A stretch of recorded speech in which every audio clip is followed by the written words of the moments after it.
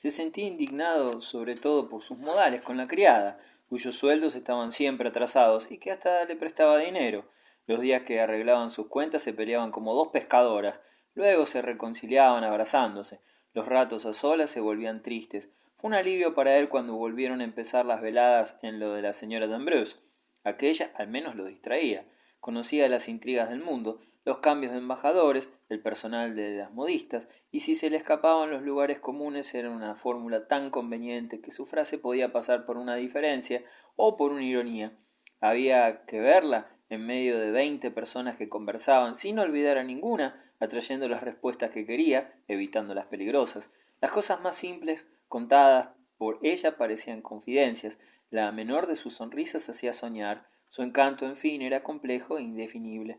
Frederick en su compañía experimentaba el placer de un descubrimiento y sin embargo le encontraba siempre con su misma serenidad, similar al espejo de las aguas límpidas. Pero ¿por qué sus maneras con la sobrina tenían tanta frialdad? Hasta por momentos le dirigía singulares miradas. Desde que se trató del casamiento había objetado al señor de Ambrose la salud de la querida niña y la había llevado rápidamente a los baños de Ballaruc. A su regreso habían surgido nuevos pretextos. El joven carecía de posición. Ese gran amor no parecía serio. No se arriesgaba a nada con esperar. Martinón había respondido ¿qué esperaría? Su conducta fue sublime. Encomió a Frederick. Hizo más. Le hizo saber los medios de agradar a la señora de Ambrose, dejando hasta entrever que conocía por la sobrina los sentimientos de la tía.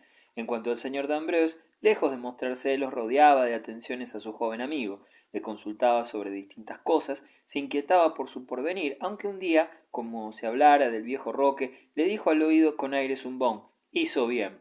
Cecil, Miss Johnson, las criadas, el portero, no había uno que no fuera encantador con él en esta casa. Iba todas las noches, abandonando a Rosanet. Su futura maternidad la volvía más seria, hasta un poco triste, como si la atormentase la inquietud. A todas las preguntas respondía, te equivocas, me siento bien.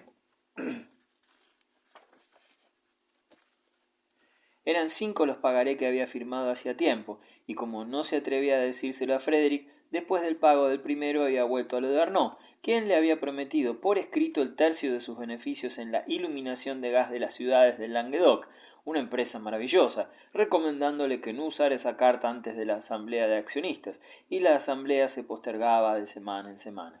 Sin embargo, la mariscala necesitaba dinero, se moriría antes de pedírselo a Frederick, no quería el suyo, eso hubiera arruinado su amor. Él se hacía cargo de los gastos de la casa, pero el alquiler por mes de un cochecito y otros sacrificios indispensables desde que frecuentaba a los de Ambrose le impedían hacer más por su amante. 2 o 3 veces, al volver a horas desacostumbradas, creyó ver espaldas masculinas desaparecer por las puertas, y ella salía a menudo sin querer decir a dónde iba. Frederick no trató de indagar sobre esas cosas. Uno de esos días tomaría una decisión definitiva. Soñaba con otra vida, que sería más divertida y más noble. Un ideal semejante lo volvía indulgente para la casa de Ambrose. Era una sucursal íntima de la calle de Poitiers. Encontró allí al gran M.A., al ilustre B., al profundo C., al elocuente Z., al inmenso Y., los viejos tenores de la centro-izquierda, los burgraves del justo medio, los eternos simplotes de la comedia. Se asombró del lenguaje abominable que empleaban, de sus pequeñeces, sus rencores, su mala fe. Todas esas personas que habían votado la Constitución se esforzaban en abatirla, y se agitaban mucho, lanzaban manifiestos, panfletos, biografías, de la Fumillon por Husonet. Fue una obra maestra. Nanoncourt se ocupaba de la propaganda en el campo, el señor de Granmonville trabajaba con el clero, Martinon se burlaba de los jóvenes burgueses, cada uno según sus medios. Se empleó hasta el mismo Sissi, pensando ahora todo el día en cosas serias, hacía diligencias en su cabriolé para el partido. El señor de Ambrose, como un barómetro, expresaba constantemente la última variación. No se hablaba de Lamartine, sin que citara la frase de un hombre del pueblo, basta de lira. Cavaignac no era a sus ojos más que un traidor. El presidente, al que había admirado durante 3 meses, empezaba a decaer en su estima. No lo encontraba la energía, y como le hacía falta siempre un salvador, su reconocimiento después del asunto del conservatorio pertenecía a Jacques Garnier. Gracias a Dios, Jacques Garnier. Esperemos que Jarganier Oh, no hay nada que temer, mientras que Jarganier exaltaba antes que nadie al señor Thiers por su libro contra el socialismo, donde se había mostrado tanto pensador como escritor. Reían enormemente de Pierre Leroux, que citaba en la cámara pasajes de los filósofos, hacían bromas sobre la cola falasteriana, iban a aplaudir la feria de las ideas y se comparaban a los autores con Aristóteles. Frederick fue allí como los otros. La verborragia política y la buena mesa entorpecían su moralidad. Por mediocres que le parecieran estos personajes, estaba orgulloso de conocerlos e interiormente deseaba la consideración burguesa. Un amante como la señora D'Ambrose lo elevaría. Se puso a hacer lo necesario. Se ponía en su camino durante el paseo, no dejaba de ir a saludarla en su palco del teatro, y sabiendo las horas en que iba a la iglesia, se estacionaba detrás de un pilar en una pose melancólica. Por datos de curiosidades, informes sobre conciertos, préstamos de libros o de revistas, había un continuo intercambio de notitas. Además de la visita de la noche, le hacía a veces una al fin del día, y tenía una gradación de alegrías al pasar sucesivamente por la puerta grande, por el patio, por la antecámara, los dos salones. Al fin llegaba a su tocador, discreto como una tumba, tibio como una alcoba, donde se tropezaba con los acolchados de los muebles, entre toda clase de objetos aquí y allí. Tres guijarros de tata que servían de pisapapeles, un gorro de frisones colgado en un biombo chino. A pesar de todo, esas cosas armonizaban. Uno se sentía impresionado por la nobleza del conjunto, que tal vez se debía a la altura del aposento, a la opulencia de los cortinados y a las largas franjas de seda que flotaban sobre las doradas patas de los taburetes. Ella estaba casi siempre en un pequeño sillón, cerca de la jardinera que adornaba el alféizar de la ventana.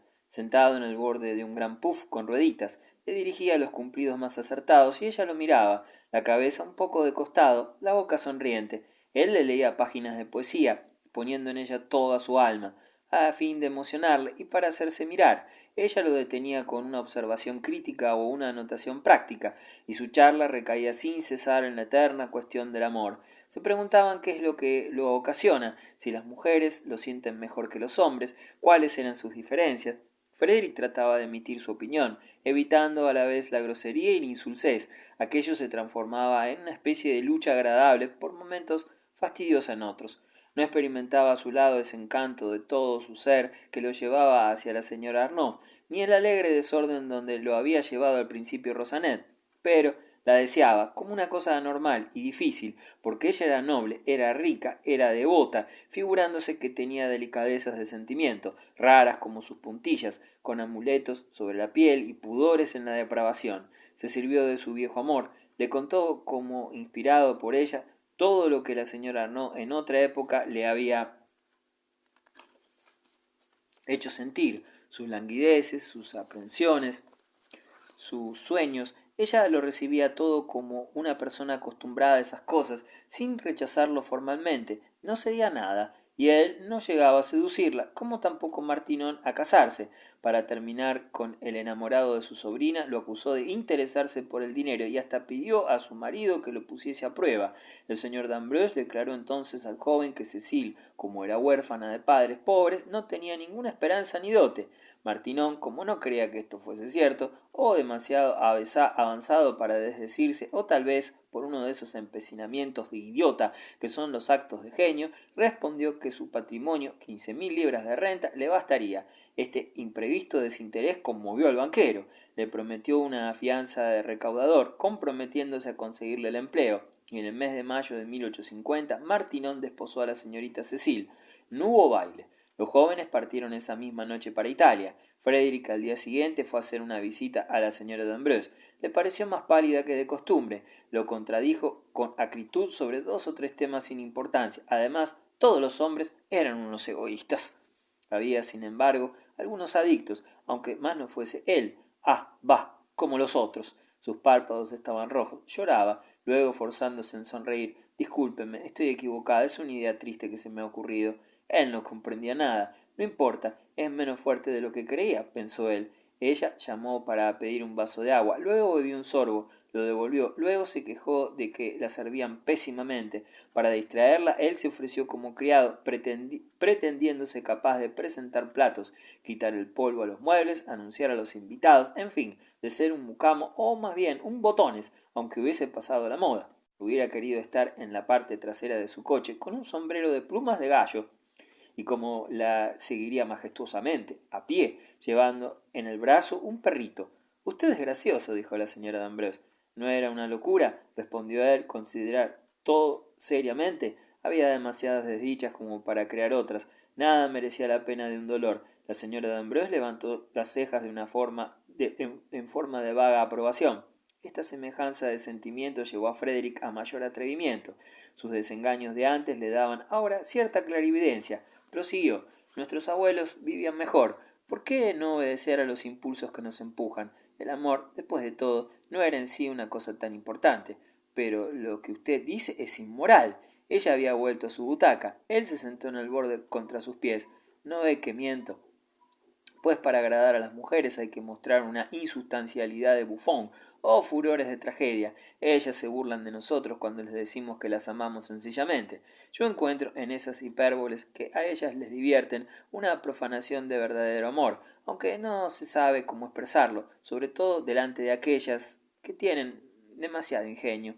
Ella lo miraba, las pestañas entrecerradas, bajó la voz inclinándose hacia su rostro. Sí, usted me da miedo, tal vez la ofendo. Perdón, no quería decir todo esto, no es culpa mía. Usted es tan bella. La señora de Ambrose cerró los ojos y él fue sorprendido por la facilidad de su victoria. Los grandes árboles del jardín que se estremecían suavemente se detuvieron, las nubes inmóviles rayaban el cielo de largas bandas rojas y hubo como una suspensión universal de las cosas. Entonces noches semejantes, con silencios parecidos, volvieron a su espíritu confusamente. ¿Dónde era? Se puso de rodillas, tomó su mano y le juró amor eterno. Luego, cuando él se iba, ella lo llamó con un gesto y le dijo en voz baja: vuelva a cenar, estaremos solos. Le pareció a Frederick al bajar la escalera que se había vuelto otro hombre, que la temperatura embalsamada como la de los invernáculos cálidos lo rodeaba, que entraba definitivamente en el mundo superior de los adulterios patricios y de las altas intrigas. Para tener allí el primer lugar, bastaba con una mujer como aquella, ávida, sin duda, de poder y de acción, y casada con un hombre mediocre, al que había servido prodigiosamente. Ella desearía a alguien fuerte, que la guiase, nada imposible ahora. Se sentía capaz de hacer 200 leguas a caballo, de trabajar durante varias noches seguidas sin fatiga. Su corazón desbordaba de orgullo.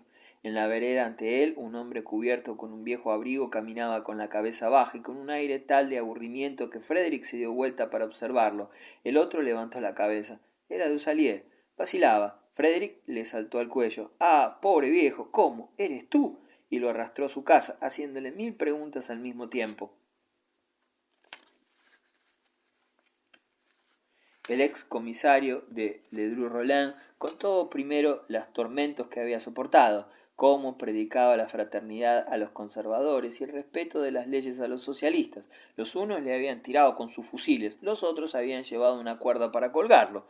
Luego de junio lo habían destituido brutalmente. Se había mezclado en un complot, el de las armas tomadas en Troyes. Lo habían soltado por falta de pruebas. Luego el comité de acción lo había enviado a Londres, donde se había abofeteado con sus hermanos, en mitad de un banquete. De regreso a París: ¿por qué no viniste a mi casa? Siempre estabas ausente. Tu suizo tenía aires misteriosos. No sabía qué pensar y además no quería reaparecer como vencido. Había golpeado las puertas de la democracia, ofreciéndose a servirla con su pluma, con su palabra, sus actividades. En todo lo habían rechazado, desconfiaban de él y habían vendido su reloj, su biblioteca, su ropa blanca. Más valdría reventar en los pontones del Belle-Isle con Senecal. Frederick, que se estaba arreglando su corbata, no pareció muy emocionado con esta noticia. Ah, ¿lo han deportado a ese buen Senecal? Dusalier replicó, recorriendo con aire de envidia las paredes. Todo el mundo no tiene tu suerte. Discúlpame, dijo Frederick sin notar la alusión, pero seno afuera, te van a dar de comer. Pide lo que quieras, usa también mi cama. Ante una cordialidad tan completa, la amargura de Dusalier desapareció. ¿Tu cama? Pero eso te causará molestias. No, tengo otras. Ah, muy bien, contestó el abogado riéndose. ¿Dónde cenas entonces? En lo de la señora de Ambrose. Por casualidad es tu... Eres demasiado curioso, dijo Frederick con una sonrisa que confirmaba esta suposición.